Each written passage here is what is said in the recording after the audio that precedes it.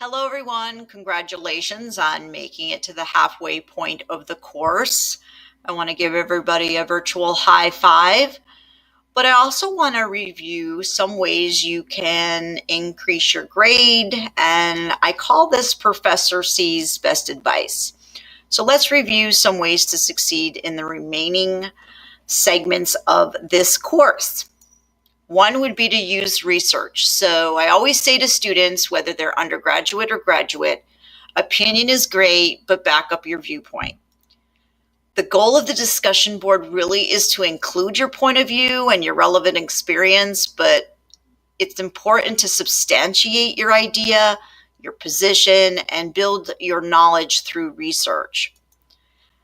It's also important to analyze the question carefully, and you want to really add some critical thinking to your response as opposed to merely reciting the content found in course readings or solely just relying on your experience or opinion, because as we know, our point of view can be limited, and academic learning is really to expand your horizons and expand your understanding of different viewpoints, and that comes through research.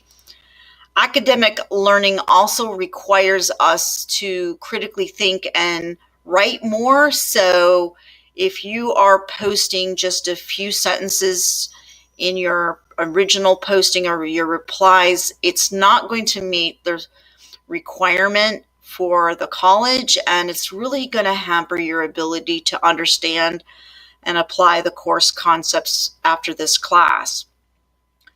So let's also talk about replying. I always say to students that a few words of praise and agreement barely meets the criteria of the engagement rubric. So it's great to say that you like the person's idea and their commentary, because that's part of positive engagement. But try to add something substantial from your experience or through research. We want to share experience. We want to share research to build upon their ideas, and that may include you having to do a quick internet search on what they're talking about and share a point of view and share a piece of research from an article, from the library. It could mean a variety of things, but you want to build more depth to your reply postings.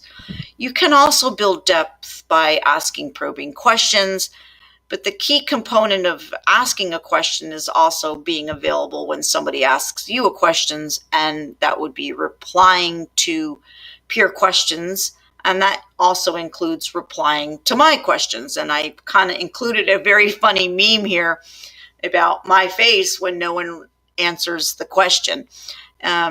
Really, we know from research that peer-to-peer learning will build knowledge and skill transfer months after a training event or even a learning event such as an online course. So peer learning has to include your experience.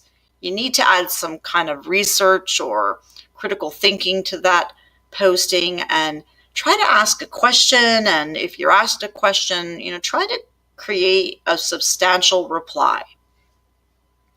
Lastly, it's always APA. So in-text citations and APA citation skills is always a challenge for most students, whether they're undergraduate or graduate.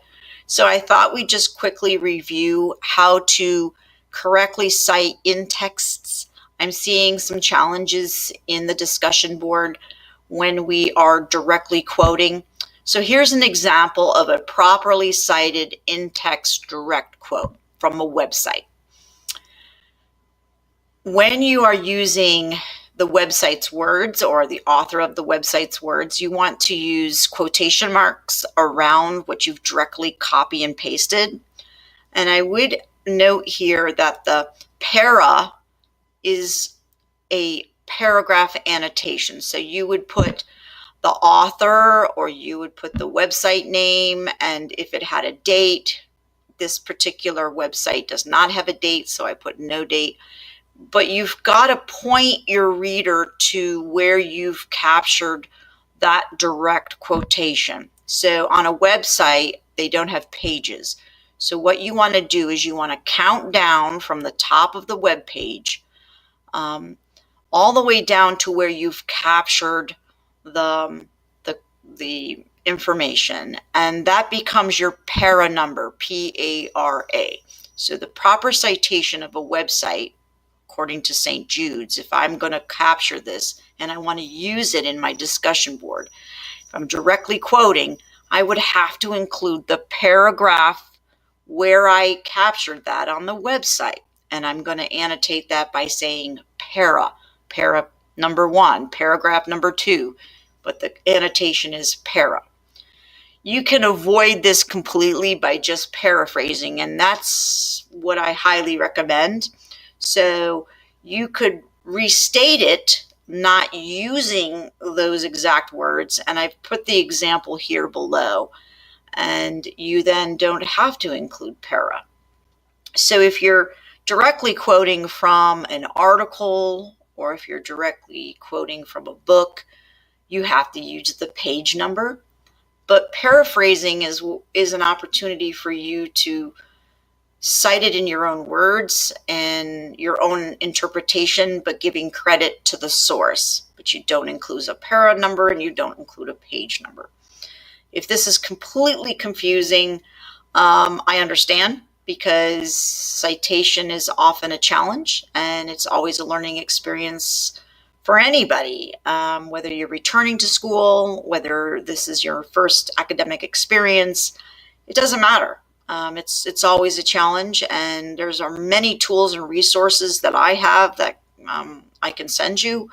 I've posted an announcement. I've sent already some links and resources to you individually. But if you want a one-on-one coaching session, let's meet and reach out. So lastly, this is my best practice of advice for you this semester is ask and answer. Contact me by email, text me, call me. I put my number up here at 703-898-9411. Leave a message. I'll call you back. Set up a time to meet with me to go over critical thinking, engagement, writing, or the course topics. I have plenty of articles and resources, as well as I can share my professional experience in HR and talent development and how that applies to the course concepts. And I'm here as a resource and a coach.